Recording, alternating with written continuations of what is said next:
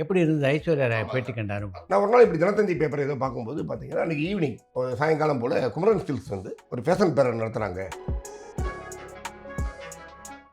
அப்போ மதுச்சாப்பரே யாரோ வின்னர். அப்போ இவங்க செகண்ட் மாதிரி தான் அவங்க. இவங்களை விட அவங்களுக்கு தான் மதிப்பு அதிகமாக இருந்தது. எஸ்பிபி சார்னா எனக்கு சின்ன வயசுலேருந்தே உயிர். உண்மையிலே அவர் வாழ்க்கையில் ஒரு நாளாச்சும் பார்க்கணுன்னு எனக்கு ஆசை சார். அவர் பேட்டி எடுக்கிறதுக்கு ட்ரை பண்ணால் கிடைக்கவே இல்லை சார். லேண்ட்லைன் ஒரு நம்பர் மட்டும் தான் சார் இருந்தது. அப்போல்லாம் மொபைல் காலம்லாம் இல்லை. திருப்பி ட்ரை பண்ணோன்னே கடுப்பாயிட்டார்.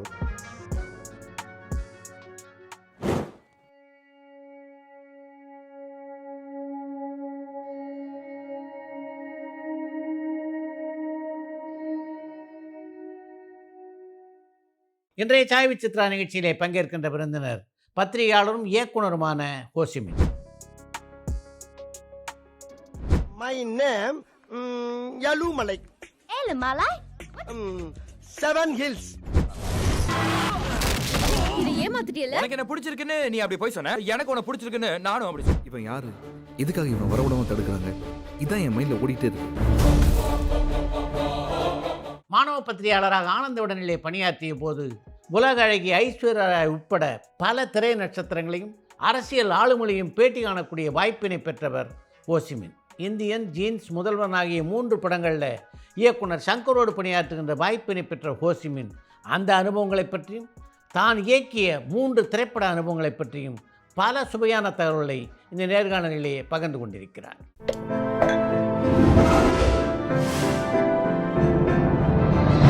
சாய் விசித்ரா.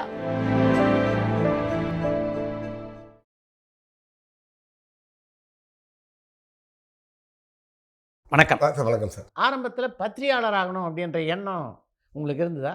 நிச்சயமாக சார். எனக்கு வந்து பத்திரிகையாளருங்கிற ஆசை ரொம்ப இருந்தது எனக்கு. முக்கியமாக என்னென்னா, எனக்கு ரைட்டிங் தான் என்னுடைய இன்றைக்கி வரைக்குமே என்னுடைய ஒரு பலமாக நினைக்கிறேன் சார். நான் அந்த ரைட்டிங் வந்து மாணவ பத்திரிகையாளராக நான் நிறையா வாட்டி சின்ன வயசில் 7வது படிக்கும்போதே நான் ஆனந்த விடனில் 8வது படிக்கும்போது ஒரு ஜோக் ஒன்று எழுதி அனுப்பினேன் சார். என்னுடைய வாழ்க்கையில் ஒரு அனுபவம் பண்ணேன். ஒரு ஓவிய போட்டியில் முதல் பரிசு வாங்கியிருந்தேன். சிங்கத்தை வரைய சொன்னாங்க சார், வனவிலங்கு வர விழாவில். சரி. நான் அந்த ஓவியத்துக்கு சிங்கத்தை வரையும் போது இமேஜின் பண்ணி வரையணும். நான் சிங்கம் மறந்து போச்சு முகம் எப்படி இருக்குன்னு. எனக்கு சிங்கத்துக்கு என்னென்ன இருக்கும் அப்படிங்கிற மாதிரி இமேஜின் பண்ணி வரைஞ்சி கஷ்டமாச்சு. ஒரு சிங்கம் பக்கத்தில் கட்டி போட்டுருந்தா நல்லா இருக்குமே, பார்த்து வரையலாமேன்னு ஆசை இருந்தது. ஆனால் அந்த போட்டியில் முதல் பரிசு எனக்கு தான் கிடைச்சது. சாலமன் பாப்பையா சார் தான் எனக்கு முதல் பரிசு கொடுத்தாரு. நான் வாங்கின முதல் பட்டம் மாதிரி, அது முதல் அவார்டு மாதிரி எனக்கு அது. அருமை. அப்போ நான் என்ன பண்ணேன், எனக்கு டெய்லி உறுத்திக்கிட்டே இருந்தவொடனே இதே ஒரு ஜோக்காக எழுதி, ஒரு அரசியல்வாதியோட பையன் ஓவிய போட்டியில் கலந்துக்கிறான், இந்த பையனுக்கு வந்து வசதி செஞ்சு தராங்க, அவனுக்கு மட்டும் ஒரு சிங்கத்தை நிப்பாட்டி வச்சுருப்பாங்க, அதை பார்த்து வரையும் அவன். மற்றவங்களாம் அந்த வசதி கொடுக்கல, மற்றவங்களாம் அவங்க இதை கற்பனை பண்ணி வரையணும். இந்த சிங்கத்தை வரையணும், அவனுக்கு அந்த வசதி கிடைக்குதுன்னு சொல்லி ஒரு அரசியல்வாதி பையனாக இருக்கலாம், அதுக்காக இப்படியா ஒரு சிங்கத்தை வந்து கட்டி வச்சு வரைய வைக்கிற மாதிரி ஒரு காமெடியாக ஒரு ஜோக் எழுதி என்னோடய அனுபவத்தையே நான் எழுதி அனுப்பி ஒரு போஸ்ட் கார்டாக 15 காசு கார்டு வாங்கி அனுப்பிட்டேன் சார். நம்ப முடியல சார், அடுத்த வாரம் ஆனந்த உடனே நடப்பட ஜோக் அது. அருமை. அது மதன் சார் செலக்ட் பண்ணி பாராட்டி இருந்தார் பர்டிகுலராக. ஏன்னா அவர் ஓவியர்னால அவருக்கு இந்த ஓவியங்களில் ஒரு ஆள் ஏதாவது அவருக்கு ரெஃபரன்ஸுக்காக ஒரு ஓவியம் தேவைப்படும்ல, ஏதாவது கட்டி போட்டால் தான் வரைய முடியும் அவருக்கும். அப்போ இந்த ஓவியருடைய இதை புரிஞ்சுட்டு போட்டோன்னே எனக்கு பெரிய சன்மானம் அனுப்பியிருந்தாங்க விகடனில். எனக்கு விகடனுங்கிறது பெரிய கனவு எனக்கு. அப்போ இருந்தே ஒரு விகடன், அப்போ மீடியாவே இல்லாத காலங்களில் விகடன் எல்லாம் ரொம்ப ஒரு மிகப்பெரிய லெவல். அது அதை தவிர வாய்ப்பே இல்லாமல் இருக்கும் நமக்கு. ஸோ அந்த மாதிரி எனக்கு விகடனில் வந்து நிறையா, நான் அப்புறம் ஜோக் நிறையா எழுதி நிறையா வந்தது. விகடன் ஆஃபீஸுக்கெல்லாம் சென்னை, நாங்கள் 10வது முடித்த உடனே 11th படிக்கும்போது சென்னை வந்துட்டோம் சார். நாங்கள் குடி வந்துடுவோம், எங்கள் அப்பாவுக்கு ட்ரான்ஸ்ஃபர் ஆகிட்டோம். அப்போ இங்கே வந்த உடனே நான் விகடன் ஆஃபீஸுக்கெல்லாம் போகும்போதெல்லாம் உள்ளே விட மாட்டாங்க. பெரிய ஆளுங்கள்லாம் பார்ப்பேன் சார். நான் இதை வாசல்லே அனுப்பிடுவாங்க, நான் லெட்டர் அனுப்பி கொடுத்துட்டு இப்படி ஒரு இடத்துல வந்து எனக்கு மாணவ பத்திரிகையாளராக கிடைக்கும்போது அந்த வாய்ப்பை எப்படி பயன்படுத்த, நான் ரொம்ப ஏங்கின இடம் அது. மீடியாவே இல்லாத காலங்களில் விகடனில் ஒரு எழுத்து வரதே ஒரு பொண்ணான நேரம் சார். அந்த விகடனில் வந்து ஒரு லெவலில் மாணவ பத்திரிகையாளராக உள்ளே போகும்போது என்னோட ஆர்டிக்கலே நிறையா வரல. சென்னை மாணவன் தான் செலக்ட் ஆனேன். நான் ஏஎம்ஜிஎன் காலேஜில் படித்தேன். கொடுத்ததெல்லாம் ரிஜெக்ட் ஆச்சு சார். என்கிட்ட ஒரு நல்ல விஷயம் என்னென்னா, நிறைய ஃபெயிலியர் பார்ப்பேன் சார். நான் பயந்துருவேன் ரொம்ப. அது லேர்ன் பண்ணிட்டு நான் உடனே அடுத்த கட்டத்தில் வந்து மற்றவங்களோட அச்சீவ் பண்ணுற அளவுக்கு போகணும்னு ட்ரை பண்ணுவேன் சார். அப்படி பண்ணும்போது என்னென்னா, ஒரே வருஷத்தில் ஆனந்த விடன் 52 வாரம் ஆனந்த விடனில் 36 கவர் ஸ்டோரி எழுதினேன் சார் ஒரே வருஷம். எல்லாமே கவர் ஸ்டோரி. ஐஸ்வர்யா ராய் எல்லாம் பெரிய எடுத்திருக்கேன் சார். அருமை. ஆமாம் சார். மம்முட்டி சார் எல்லாருடைய எதிர்னாலும் எனது கவர் ஸ்டோரின்னு சொல்லிடுவாங்க. என்னுடைய கோஆர்டினேட்டர் சுபா தான் பார்த்துக்கிட்டாங்க. அதனால் இது ஒரு அச்சீவ்மெண்ட்டாக பார்த்தேன் சார். நீங்கள் மாணவ பத்திரிகையாளராக போன போது உங்கள் வீட்டில் அதுக்கு எப்படிப்பட்ட ஒரு வரவேற்பு இருந்தது? நான் பிறந்த ஊர் கம்பம் சார், மதுரை மாவட்டத்தில். இப்போ தேனி மாவட்டமாக மாறிட்டாங்க சார். அப்பா பற்றி சொல்கிறதா, எங்கள் அப்பா டிராயிங் மாஸ்டர். அப்பா பேர் பிச்சைமணி. இப்போ அப்பாவுக்கு வந்து 8 இயர்ஸ்க்கு மேலே ஓவிய ஆசிரியராக இருந்தவங்க ரிட்டையர் ஆகிட்டாங்க. நீங்கள் மதுரை மாவட்டத்தில் எங்கே போனாலும் எந்த போர்டுக்கு கீழே பார்த்தீங்கன்னாலும் எல்லோரும் ஆர்ட்ஸ்னு போட்டிருக்கும். அப்பா புனைய பேரில் எல்லோரும் ஆர்ட்ஸுங்கிற பேரில் அப்பா தான் எல்லா போர்டும் எழுதுவார். லாரியிலேருந்து சைக்கிள் வாங்கினாலும் இதனால் அப்பாக்கிட்ட தான் முதல்ல வருவாங்க. எல்லாம் பெயிண்டிங் பண்ணுவார். ஸ்கூல் முடிஞ்சிட்டு வந்தாச்சுன்னா அப்பாவுடைய பெயிண்டிங் ஒர்க் தான் சார் நடக்கும். அப்பா ஓவியராக நிறைய பேர் உருவாக்கியிருக்காரு எங்கள் மாவட்டத்தில். இவர் கம்யூனிஸ்ட் சிந்தனை உள்ளவர். எல்லாரும் பேருமே கம்யூனிஸ்ட் பேர் தான். அண்ணன் பேர் ஜோதி பாசு, என் பேர் ஹோச்சிமின், தம்பி பேர் ஆலண்டு, தங்கச்சி பேர் மைதிலி சிவராமன் அவங்களுடைய பேர். ஸோ இந்த மாதிரி எல்லாருடைய பேருமே கம்யூனிஸ்ட் சிந்தனை உள்ளதுனால அவர் மக்கள் பணியில் தான் ரொம்ப இருப்பார். எப்பயுமே யாருக்காவது ஒன்றுனா ஃப்ரீயாக எழுதி கொடுப்பாரு, ஒரு இது எழுதி கொடுப்பாரு. இந்த மாதிரி ஆர்வத்தில் அப்பா வந்தவர் சார். அதனால் அவர் வந்து உங்களுக்கு ஆதரவு தான் தெரிவித்தார். அவர் ரொம்ப அவர் கம்யூனிஸ்ட் சிந்தனை, அவர் மார்க்ஸ் மூலதனம் படிக்கிறவர். அவர் எழுத்து தான் முக்கியம் பார். அவர் இன்னும் எனக்கு சார் இந்த எழுத்து ஆர்வத்துக்கு ஒரு சம்பவத்தை சொல்கிறேன் சார். அப்பா வந்து டிராயிங் மாஸ்டராக இருக்கும்போது அவர் சில்லமரத்துப்பட்டிங்கிற கிராமத்தில் ஒர்க் பண்ணாங்க. அப்போ லைப்ரரி ஒர்க்கு அப்பாட்ட கொடுத்தாங்க சார். நீங்கள் தான் லைப்ரரியும் பார்த்துக்கணும். டிராயிங் மாஸ்டராக இருக்கிறனால உங்களுக்கு வேலைகள் கொஞ்சம் கம்மியாக இருக்கனால லைப்ரரியும் மிச்சம் எடுத்துக்கணும். அப்போ புத்தகம் வாங்க போனார். அப்போ ஒரு இவ்வளோ எண்ணிக்கை இவ்வளோ கவர்மெண்ட் புக்கு அப்பா போய் எடுத்துக்கலாம். தேனியில் போய் எடுக்கணும், கிராமத்துலேருந்து எடுத்து வரணும். அந்த படநூல் நிறுவனத்துக்கு அனுப்பிட்டாங்க அப்பாவை. அப்பாவுக்கு கோட்டா ஒதுக்கிட்டாங்க புத்தகம் ஒரு 1000 2000 புக்கு. போகும்போது என்னை எதாச்சியாக கூட்டு போயிடார் சார். நம்ப மாட்டேங்க சார், நான் என் வாழ்க்கையில் இது இன்றைக்கி வரைக்கும் அந்த சம்பவத்தை பார்த்ததில்லை சார். அந்த உள்ளே ஒரு 7வது படிக்கிற பையன் உள்ளே போகிறேன். அந்த ஸ்மெல்லே எனக்கு அப்படி இருந்தது. புத்தக பட நிறுவனத்தோடு புத்தகத்தை நான் வாசனையை பிடிச்சிட்டேன். அப்போ இன்றைக்கி வரைக்கும் விட முடியல. ஒரு புக்கை வாங்கினாலும் நான் அப்படி ஸ்மெல் பண்ணி பார்ப்பேன். அந்த ஃபீலிங்கே தனி, என்ன தான் கிண்டில் வந்தாலும். அப்போ நிறைய கதைகள்லாம் உட்காந்து படித்தேன். அப்பா காலையிலேருந்து நைட்டு வரைக்கும் அந்த புக்கை எடுத்துக்கிட்டு இருந்தாங்க. நான் அந்த குட்டி குட்டி கதைகள், நன்னறி கதைகள், இந்த மாதிரி புத்தகங்கள், பீர்பால் கதைகள் இதெல்லாம் படிக்கும்போது நான் உள்ளே அடிக்ட் ஆகிட்டேன். உள்ளே வெளியே வரும்போது சாதாரணமாக போன ஒரு பையன் ஒரு பெரிய ரீலராக வெளியே வந்தான். அருமை. நான் இமீடியட்டாக ஒரு 5 ரூபா கொடுத்து லைப்ரரியில் மெம்பர் ஆகிட்டேன் சார். கவர்மெண்ட் லைப்ரரியில் ஆகி 3 ரூபா, அதாவது ஒரு நாளைக்கு 3 புக் எடுத்துக்கலாம். 5 ரூபா கொடுக்கணும் மாதத்துக்கு. அதாவது டோட்டல் அப்படிலாம் சப்ஸ்கிரிப்ஷனே அவ்வளோதான். நான் அவ்வளோ புத்தகங்கள் வாங்கி படித்தேன் சார். நிறைய எழுத்தாளர்கள்லாம் அப்போ தான் எனக்கு அறிமுகமானாங்க சார். இப்படி தான் எனக்கு அறிமுகமாகி அப்போ தான் விகடனெலாம் படிக்க ஆரம்பிச்சது. எங்கள் வீட்டில் முழு ஆதரவு. எங்கள் வீட்டில் எல்லாமே புத்தகம் படிக்கிறதுல ரொம்ப ஆர்வம், நல்லா படிக்கணும்னு. அதே மாதிரி நல்லா படிக்கிற ஸ்டூடெண்ட் கூட சார். நான் ஊரில் 10th வரைக்கும் நல்லா படித்தேன். 11th 12th அந்த மார்க் கம்மியாகிட்டேன். நான் தமிழ் மீடியத்துலேருந்து இங்கிலீஷ் மீடியம் மாறிட்டேன். எப்படி இருந்தது ஆனந்தவுடன் பத்திரிகையாளராக பணியாற்றிய அனுபவம் சார்? நான் விகடனில் வந்து சார், நான் ஏஎம்ஜிஎன் கல்லூரியில் பிஎஸ்சி மேத்தமெட்டிக்ஸ் படிச்சுட்டு இருந்தேன் சார். நான் படிக்கும்போது எனக்கு தெரிஞ்சவங்களாம் மாணவன் நிருபராக அப்ளை பண்ணுறதை சொல்லிக்கிட்டே இருப்பாங்க. எனக்கு ஒரு கனவாக இருந்தது. நிறைய பேர் 3-4 வருஷம் கூட அப்ளை பண்ணி கூட கிடைக்காம இருந்தவங்களும் இருக்காங்க. அது ஒரு ஐஏஎஸ் மாதிரி. அது அப்போ நான் எடுத்த உடனே விகடனை பற்றி தெரிஞ்சதுனால நான் நிறையா படிக்கிறதுனால விகடனுடைய அந்த மொழி தெரியும் எனக்கு. இப்படிப்பட்ட ஸ்டைலில் பண்ணுறாங்கங்கிறது ஒரு ஐடியா இருந்ததுனால நான் ரொம்ப ரசிக்கிறேன். நான் அவங்க என்ன எதிர்பார்ப்பாங்கிற ஒரு ஐடியாவில் நான் எழுதி கொடுத்தேன் சார். என்னென்னா நான் அப்ளை பண்ணி விட்ட உடனே என்னை செலக்ட் பண்ணிட்டாங்க. நான் அப்போ மாணவ பத்திரிகையாளராக செலக்ட் ஆகும்போது 4 கருப்பழனி பண்ணலாம் ஒரே செட்டு சார். நான் சென்னையிலே தான் செலக்ட் ஆனேன். சென்னை ஏஎம்ஜிஎன்னால். அப்போ நான் நல்லா எழுதுனதை பார்த்துட்டு என் கவர் ஸ்டோரி நிறையா வந்த உடனே விகடனிலே ஜாயின் பண்ண சொல்லிட்டாங்க. நம்ம மாட்டேன் சார். காலேஜில் 3rd இயர் 2nd இயர்லாம் படிச்சுட்டு இருக்கும்போது விகடன் மாணவ பத்திரிகையாளராக விசிட்டிங் கார்டு இதெல்லாம் கொடுத்துருவாங்க, ஐடி கார்டெலாம் கொடுத்துருவாங்க சார். ஏர்போர்ட்டுக்கிட்ட எங்கள் காலேஜ் சார். திடீர்னு நாங்கள் ஏர்போர்ட்டில் சில பேரை பிடிச்சி வச்சுருப்பேன். இன்றைக்கி நரசிம்மராவ் இன்றைக்கி பிரதமர் வந்திருக்காருன்னு சொல்லுவாங்க. நான் அவரை போய் பேட்டியெல்லாம் எடுத்திருக்கேன். நேரடியாக போய் உடனே மாணவ நிருபராக போயிட்டு ஒரு பேட்டி எடுத்து நரசிம்மராவ் சார்லாம் சாதாரணமாக போய் பார்த்துட்டு பேட்டி எடுப்பேன். நல்லா பேசிட்டு என்னை வாழ்த்து வாங்கிட்டு வருவேன். இப்படிலாம் நிறையா பண்ணியிருக்கேன் சார். இதெல்லாம் ஒரு அச்சீவ்மெண்ட்டாக இருந்தது. அங்கேயே ஜாபாக ஜாயின் பண்ணேன். ஒரு 2 வருஷம் கிட்ட 2.5 வருஷம் கிட்ட அங்கே ஒர்க் பண்ணேன் சார். அங்கே நிறையா கற்றுக்கிட்டேன். விகடனுடைய அங்கே டைமிங்லாம் கிடையாது சார். 24 hours பெரும்பாலும் அங்கே தான் இருப்பேன். சென்னை நிருபர்னால நான் இங்கேயே பெரும்பாலும் இருந்துருவேன். விகடனுடைய ஒரு செல்ல பிள்ளையாக மாறிட்டேன். எனக்கு முக்கியமாக சப்போர்ட் பண்ணவங்க யாருன்னா எங்களுடைய மேனேஜிங் டைரக்டராக அப்போ இருந்தவங்க எம்டி பாலா சார் தான். எங்களுக்கு பாலசுப்ரமணியம் சார் தான் எங்களுக்கு எல்லாமே சப்போர்ட் பண்ணார்.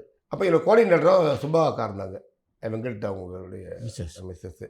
அவங்க தான் எனக்கு ரொம்ப சப்போர்ட்டு. அதே மாதிரி Madan sir, Rao sir, VSC சார்லாம் மறக்கவே முடியாது. அவங்களாம் அவ்வளோ சப்போர்ட் பண்ணி, ஞானி சார் இவங்களோட நான் பணியாற்றியிருக்கேன். பிரகாசம் சுவாமி சார் இவங்களாம் எனக்கு ரொம்ப சப்போர்ட் பண்ணி நல்ல இடத்துக்கு கொண்டு வந்தாங்க சார் பத்திரிகை துறையில். எப்படி இருந்தது ஐஸ்வர்யா ராய் பேட்டி கண்ட அனுபவம்? எனக்கு என்னன்னா விகடனில் வந்து ஒரு அட்டையில் போடுறதா இருந்தால் ரொம்ப அட்ராக்டிவாக பண்ணி ஆகணும். நம்ம எதையுமே அட்ராக்டிவாக மாற்றலாம் நம்ம நினச்சா அப்படிங்கிற மாதிரி ஒரு எண்ணம் எனக்கு. அது நம்ம வந்து நம்மளால் கொண்டு வர அப்படின்னு பத்திரிகை துறையில் நான் கற்றுக்கிட்டது.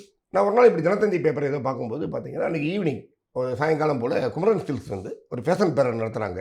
நான் உடனே குமரன் ஸ்டில்ஸுக்கு நான் ஃபோன் பண்ணி நான் பேசினேன். நான் அந்த ஆனந்தபுரம் நம்மலேருந்து பேசுகிறோம், இந்த மாதிரி அந்த இதுக்கு அட்டன் பண்ண விரும்புகிறேன்னு. உடனே அதனுடைய ஓனரே லைனில் வந்துட்டு எங்களை வர சொல்லிட்டாங்க. எங்களை பாஸ்ட்லாம் கொடுத்து வர சொன்னேன். நானும் ஃபோட்டோகிராஃபர் பொன்சி தான் கூட்டு போயிருந்தேன் சார். பொன் சந்திரமோகன் அவர். அப்போ அவர் பேர் பொன் சந்திரமோகன், பொன்சின்னு மாற்றிட்டார். அவர் வடவீர பொன்னியாங்கிற எழுத்தாளர்கள்லாம் மாறினார் பின்னாடி. நாங்கள் 2 பேர் தான் போனோம். போகும்போது அந்த இதெல்லாம் முடிக்கும்போது எனக்கு அந்த ஆர்டிக்கெல்லாம் எனக்கு சரியாக செட் ஆகலை. ஏன்னா அவங்க நடந்து போயிட்டே வந்துட்டு இருக்காங்க, என்ன எழுத முடியும்? அங்கே வந்து நிறைய ஆட்கள்லாம் வந்திருக்காங்க. அப்போ என்ன பண்ணேன், அதை போகும்போது பார்த்தா ஒரு பொண்ணு மட்டும் ரொம்ப அழகாக இருந்தாங்க. ரொம்ப எனக்கு பிடிச்சிருந்தது பார்க்கும்போது. நல்லா ரொம்ப லட்சணமாக இருந்தாங்க. அப்போ பார்க்கும்போது பார்த்தீங்கன்னா அவங்க இன்றைக்கி பார்ட்டி இருக்குதுன்னு சொல்லி அவங்கள தனியாக போனாங்க, அவங்க டீம் மட்டும். நான் அந்த பார்ட்டிக்கு வரலாமான்னு குமரன் ஸ்டில்ஸ் ஓனர்கிட்ட கேட்டவுடனே நீங்கள் வாங்க சார்னு சொல்லிட்டார். ஃபோட்டோகிராஃபரையும் கூப்பிட்டு போயிட்டேன். பெரும்பாலும் அனுமதிக்க மாட்டாங்க. நம்ம விகடன் உடனே மரியாதையில் கூப்பிட்டாங்க. நாங்கள் ஜென்ரலாக தான் போனோம். அங்கே போகும்போது ஒரு பொண்ணு மட்டும் தனியாக சாப்பிட்டுருக்காங்க சார். நான் அந்த பொண்ணுகிட்ட போய் பேசுகிறேன், மறுபடியும் ஆனந்தபுரத்துலேருந்து வரேன். ரொம்ப மரியாதை கொடுத்து ரொம்ப ஹம்பிளாக பேசினாங்க. இருக்கிற அவங்க அழகாக இருக்காங்க, இது அட்டப்படத்தில் வருங்கிறது என்னுடைய எண்ணம் சார்.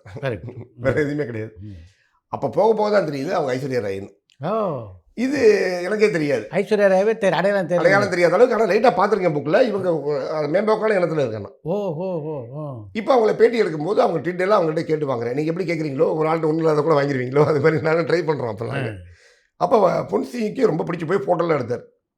அவங்க ஜாங்கிரியெல்லாம் சாப்பிட்டு இருக்கும்போது பொன்சிக்கு ஊட்டி விட்றாங்க, எனக்கு ஊட்டி விட்றாங்க. இந்த அளவுக்கு போயிடுச்சு. அவர் ஆச்சரியப்பட்டார். ரொம்ப ஹம்பிளாக ரொம்ப நல்ல டைப்பாக இருந்தாங்க.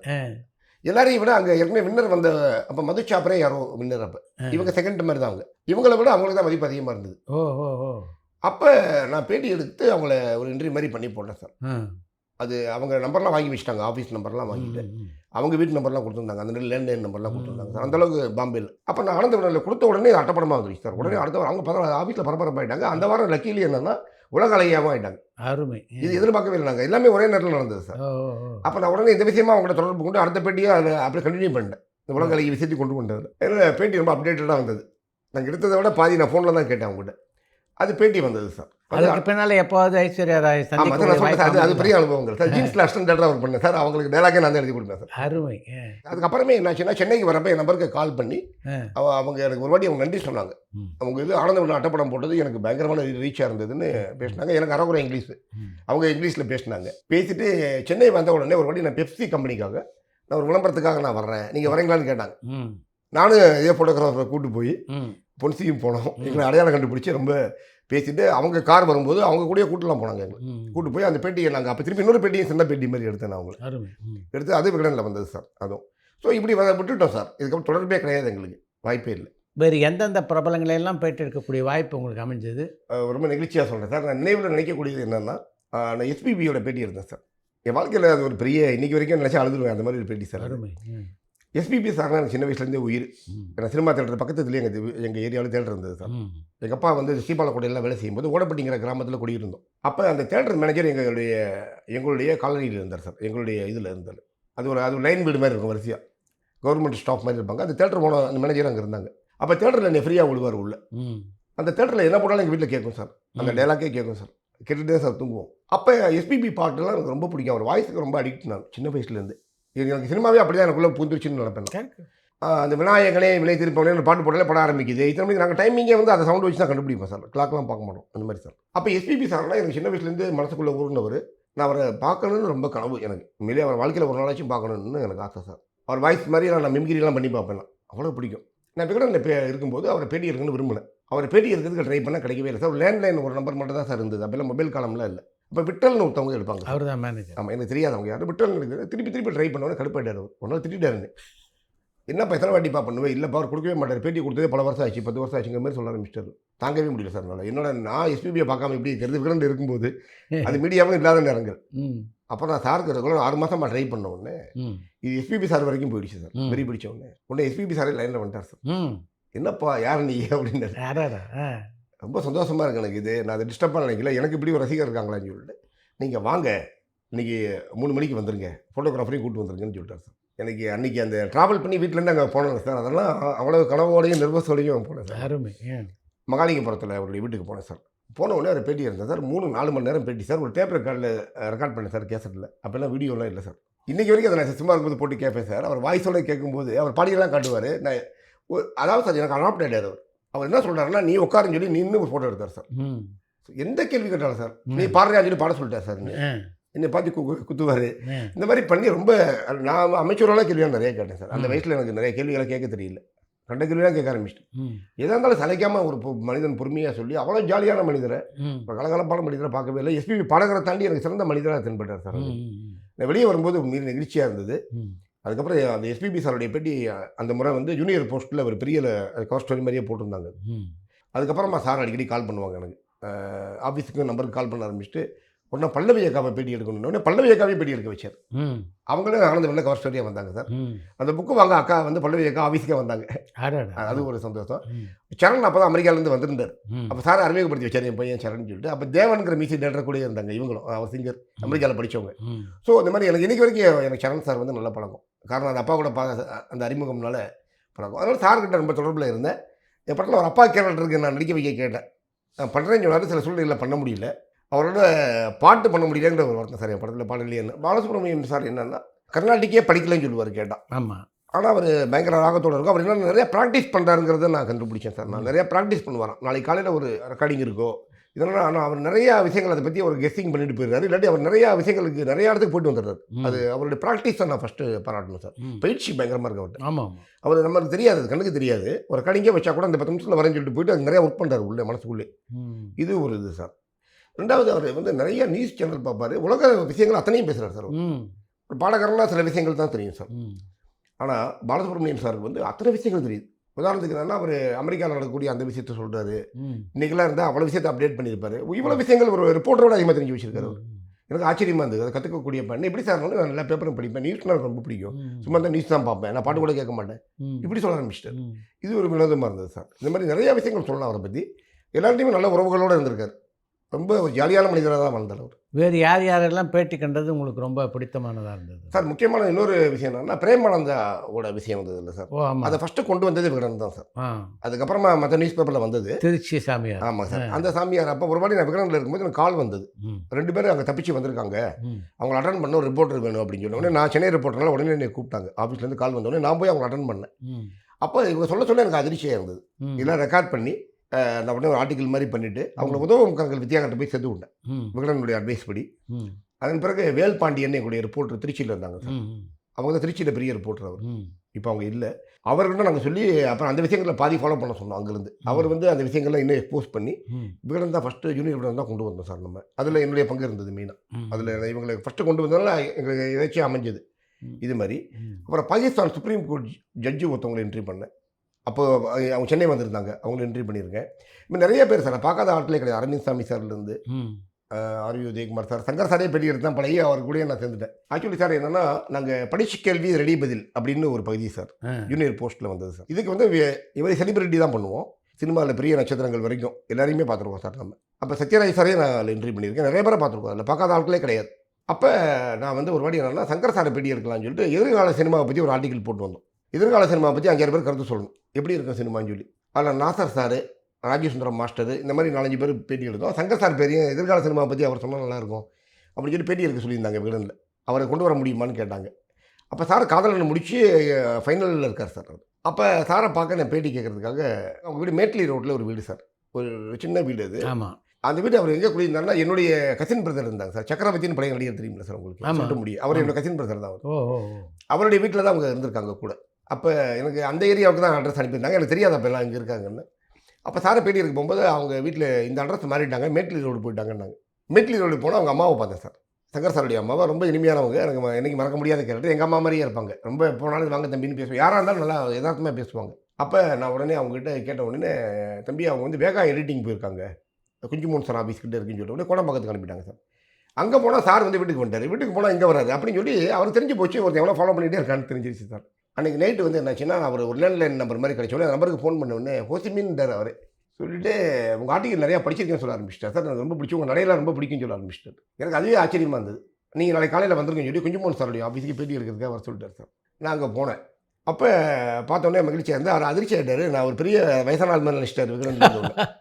இன்னும் சின்ன பையன் மாணவன் இருக்கிற மாதிரி ஒரு ஆள் வந்தோடனே ஒரு நாள் ஏற்றுக்கவே முடியல. அப்போ ரொம்ப ஃப்ரெண்ட்லி ஆகிட்டார் சார். அப்போ பேசினோடனே ரொம்ப என்கரேஜ் பண்ணார். உங்கள் இது நல்லா எழுதுறீங்க, அந்த வரியெல்லாம் லெவலில் சொல்ல ஆரம்பிச்சு. டீப்பாக என்னை பார்க்குறதுக்கு முன்னாடி என்னை பற்றி ஒரு அனலைஸ் பண்ணிட்டு வரார் சார். நிறையா படிச்சுட்டு வராரு. அப்புறம் சார்னு கூட சொன்னார். எனக்கு அதுவே இன்னமும் குருத்தலாக இருக்கும்.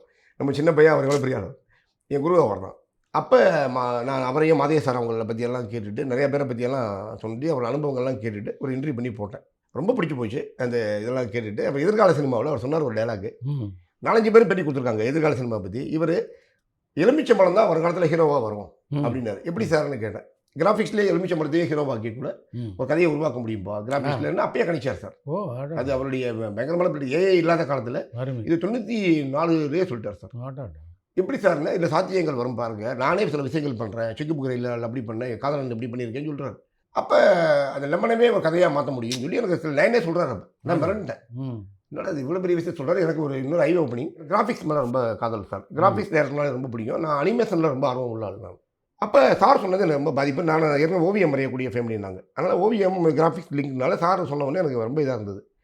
அந்த என்ன பண்ணேன்னா டைட்டிலே அந்த ஆர்டிக்கலுக்கு வச்சிருந்தது என்னன்னா, 5-6 பேர் பேட்டி கொடுத்தாலும் எலுமிச்சம்பழம் தான் வருங்கால எதிர்கால ஹீரோன்னு போட்டேன் சார். அவர் என்னை ஃபோன் பண்ணி பாராட்டினார். நான் நினச்ச டைட்டில் நீ போட்டப்பா. எதிர்கால கரெக்டாக இந்த வார்த்தை தான் என் மைண்ட்லேயே இருந்தது. அது எப்படி கரெக்டாக போட்டேன். ரொம்ப ரொம்ப சிங்க் ஆகிட்டேன். இன்றைக்கி வரைக்கும் சிங்க் தான் அவர் எனக்கு. இப்போ சார்கிட்ட என்னன்னா, நான் க்ரியேட்டிவாக நிறையா சொல்லணும்னு ஆசைப்பட்டு நான் ஒரு இது பண்ணும்போது சார் ஒரு ஐடியா கொடுத்தாரு. இந்தியன் கதையை நீயா இருந்தால் எப்படி பண்ணுவேன். அப்போ மறுநாள் காலையில் நான் போய் இந்த கதையை சொல்கிறேன் சார். திடீர்னு பார்த்தீங்கன்னா எடுத்தோன்னே எம்ஆர்எஃப் ஃபைட்டில் தான் சார் ஜாயின் பண்ணேன். எனக்கு அது ஒரு பெரிய வினோதமான அனுபவம் என்னன்னா, நான் உள்ளே போனால் அங்கே அடுத்த வாரம் பார்த்தீங்கன்னா இன்னொரு ஹெவியான ஷூட்டிங் என்னன்னா, செங்கல்பட்டில் இந்த இந்தியனில் 25 மாணவர்கள் அந்த மாணவர்கள்லாம் கூட்டு போகும்போது அந்த ஸ்டூடெண்ட்ஸ்லாம் வண்டி கவிழும் சார். இருக்கிறோம் இருந்து விலகிடலாங்க மாதிரி கூட வந்துருச்சு எனக்கு. டெய்லி அப்படி நடக்கும். அந்த மாதிரி சைனாக தான் நடக்கும். டெய்லி வீட்டுக்கு போயிட்டு பஸ்ஸில் இருக்கும்போது இப்போ நம்ம விலகி இல்லாமல் விகடனே எப்படி கூப்பிட்டாரே போயிடலாமா கூட ஒரு எண்ணம் வந்தது எனக்கு. ஓஹோ.